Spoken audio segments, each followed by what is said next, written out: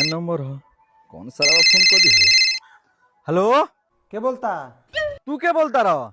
अच्छा वो छोड़ो, ये बताओ हाथ में काल ले बड़ो। हाथ में तो बोतल ले बनी।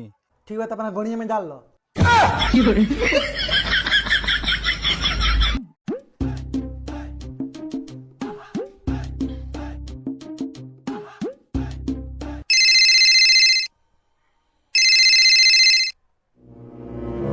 हेलो, ए नंबर से अभी खाने को लड़का फोन कैले रहा। का कहत रहला? कहता कि हाथ में का ले बड़ो, तो हम कहनी कि बोतल ले बानी। सरवा का कहता कि बोतल अपना गणिया में डाल लो। कितना देर पहले जी?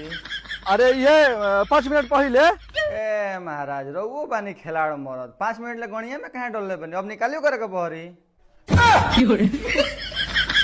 मोटरी वाला ना जाने कौना खानदान के हवा से कुल के कुल बनले बरस।